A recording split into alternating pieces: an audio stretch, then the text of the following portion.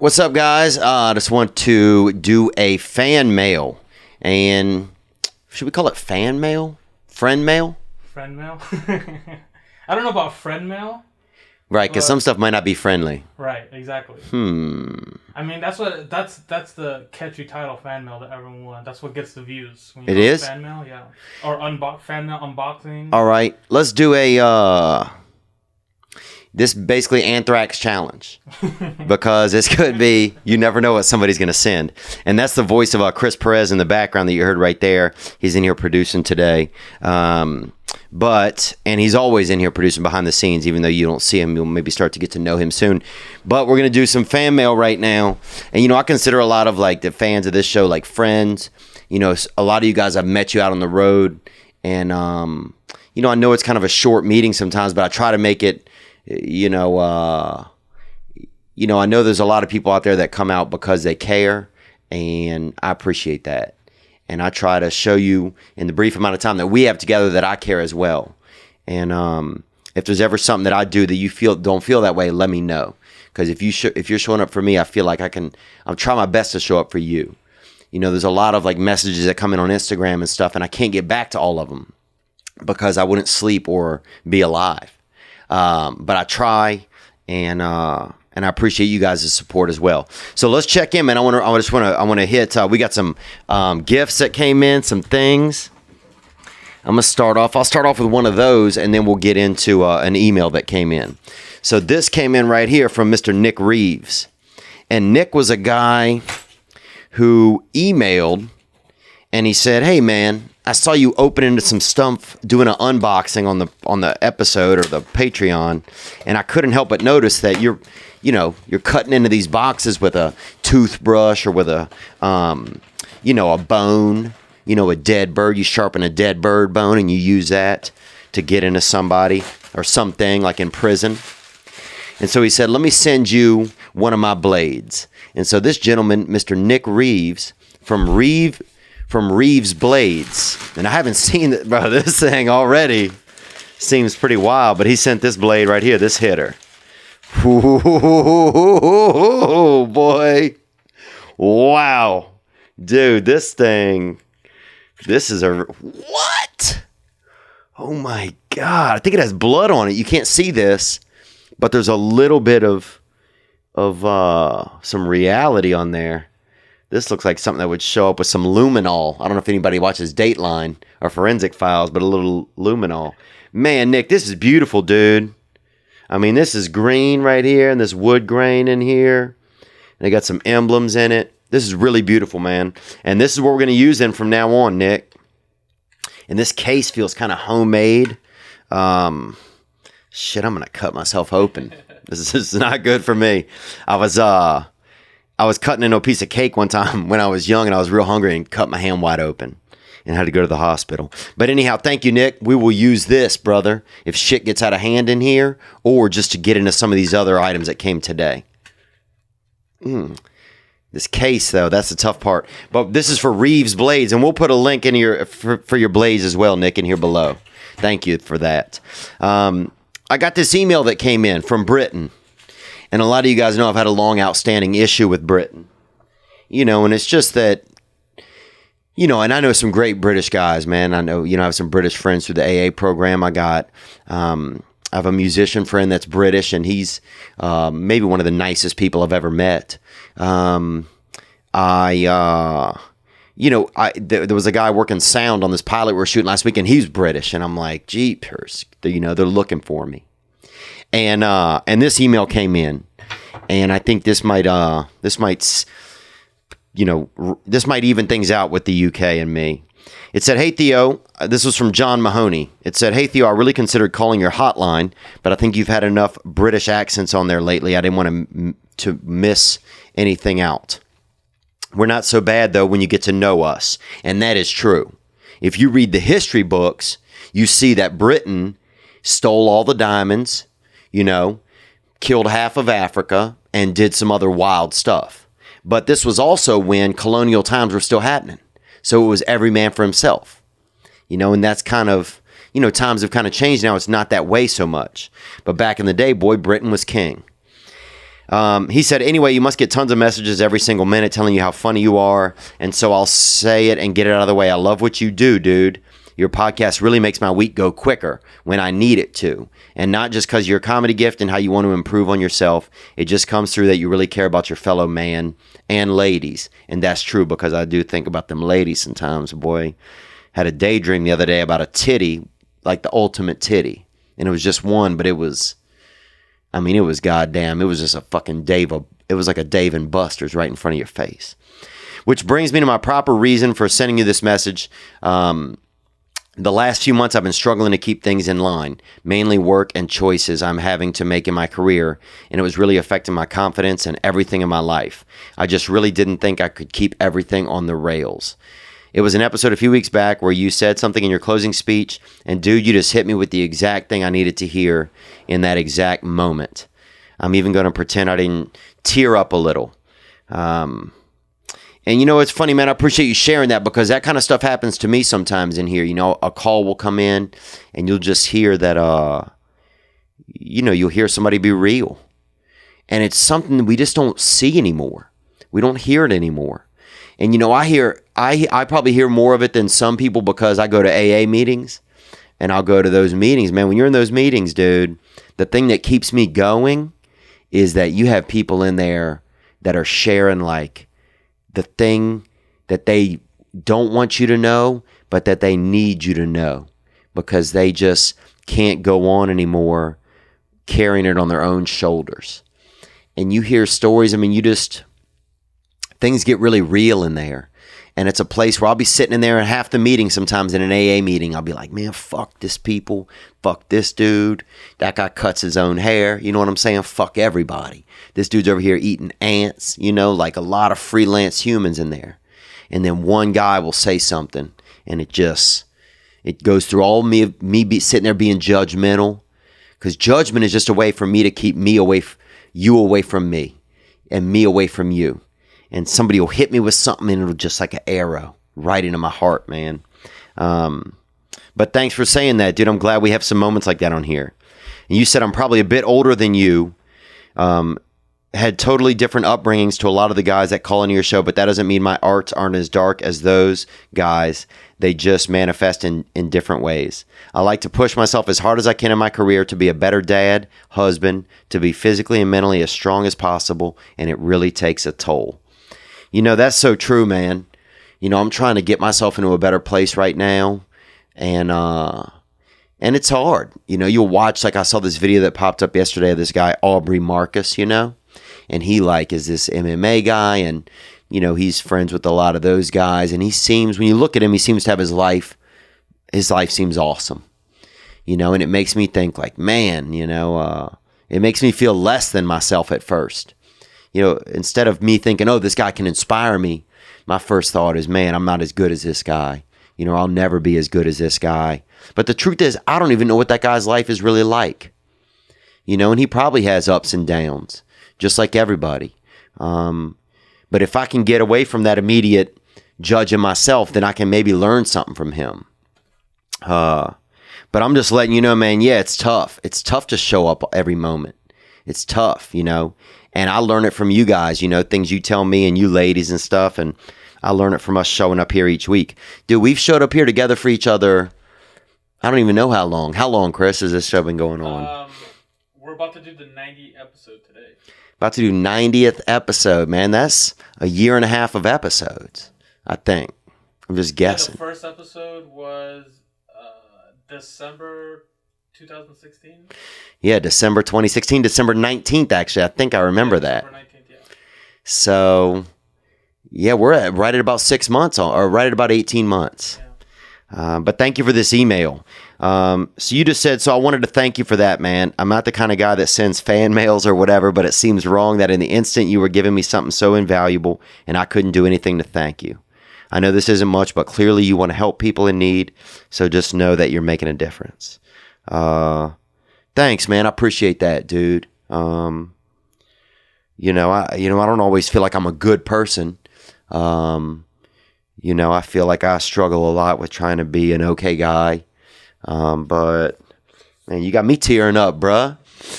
But but I know I want to be, you know? And so it's like, how do I get there? You know, and I don't know how to sometimes, but you sending me this email helps me somehow. So whatever this is, man, whatever this is, you know, if it's somebody taking a moment out of their day to let somebody else know that they care, I guess is what this is. And somehow that resonates with me. You know, somehow you just made me feel, bruh. I don't even know how you did it. But the clues are that you shared your feelings. You know, you shared something, even maybe if you didn't even want to. And so maybe, and it's so funny. I was thinking this week, I was like, I want to get back to more of this in the show. Because sometimes I come in now and I'm worried that I want the show to be good, or I want to make sure we cover some news, Tyler. But really I just want to come in and I want to try and connect. And so I think this is exactly what I needed, man. So thank you very much, John Mahoney. And your last point, you said, it brings me to my last point. I don't think you're the kind of guy that will stop that often and pat yourself on the back, so I'll do it for you. I'm proud of you. You're killing the game. I've followed your career for a few years now. And every time you feature on a bigger show climbing up the hitter ladder, I get a spring in my step. And seeing you and Chris graduate to that new studio really warms my heart, dude. It must be so much work, but we do it so well. Man, Chris is a lot of the work behind the scenes. You don't see it. A lot of emails that come in. I save the emails and I'll go through them when I have some time, but a lot of the hotline and stuff and, you know, communicating with people on a daily basis, he handles a lot of that. So it's almost like we're becoming like this body a little bit. And it's like, you know, we got the heart and the liver, and we got, we got the skeleton, which is a lot of you guys, and the muscle that's holding it all together. But we're all working together is what it feels like. But you said sign off now, man, but just keep doing what you're doing. And I think, you know, I needed to reconnect with some of what's going on here, and I think you did that for me, John. John Mahoney, thank you very much, bro, whatever you guys say over there. Brother. I don't know what you guys say in Britain, dude. I don't know what you guys say, but I think we just evened it out, man. I'm going to accept you guys back into my fold and quit being so hard on you guys. So I think you just maybe, that's a bridge over troubled water right there. John Mahoney, thank you for this email, dude. That's nice of you. And I'm going to try to reply to a couple of the other emails that have come in this week and let some of these guys know that have reached out that they're not just reaching out into the ether. Guys and ladies, let's get to a couple more gifts, bro. Speaking of Britain, this could kill somebody, bro. And my only thing about Britain is we get blamed for like a lot of stuff over here in America, like slavery, you know, ruining the universe and stuff like that. But we kind of, all we were is British people that got in a boat. So it's kind of like, I feel like Britain gets off the hook sometimes.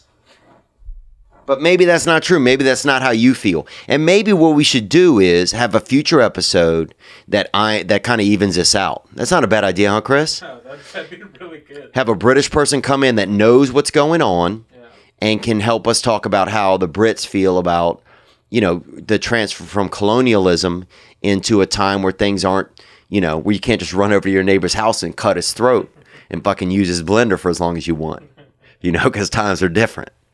But let's use this beautiful Nick Reeves blade right here that we're going to use from now on to cut into some gifts, some items that came in. Right here we got, this is from Bad Inspirations from Edmond, Oklahoma. And look at that, boy, taking the scalp right off of this thing here. And I don't even know what this is, boy. This is the Anthrax challenge right here on this mail call. Oh, we got a hitter right here that popped in. There's a note. This says, love you, brother. Keep on doing shit. Pushing onward to take over the comedy world. And this is from Jake. I don't know who Jake is, but he sent this hitter in. And let's see it right here. Oh, this ain't bad. Oh, this might be, my boy Jacob Israel sent this. My boy Jacob Israel. And he's not Jewish, I don't think. He had like 11 brothers and sisters. I met him. Shakespeare of St. Tammany, podcast connoisseur, Louisiana linguist, Southern gentleman, gang member, hilarious, odd-looking, medium arms, monkey, friend to hamsters, not a model, onward. That's it, bro. It's a nice hitter, huh? That looks amazing. That is really cool, man. You know, and that's nice. I appreciate you put some things from the show, and that's a thinking man's game. That's pre-mole right there, but that's full action. Thank you, Jake. That's nice of you, Jacob Israel. Maybe we'll put some of these up in the store, you know, and put them at a good rate. And if you want to, you know, I'll email you, Jacob, and see what's up. Thank you for that. Let's get into this next hitter right here. And this guy sent me an email a while back, and it took me so long to get to this. He's probably going to think I've been opening this up and wearing it for months, but I haven't. And wow, look at this. Nice card, nice box. And this is from Laird. This company is called Laird, and they sent this dope thing. Dang, they got that. What is that called, Chris? It's one of those like wax stamps. I don't know what wax stamp.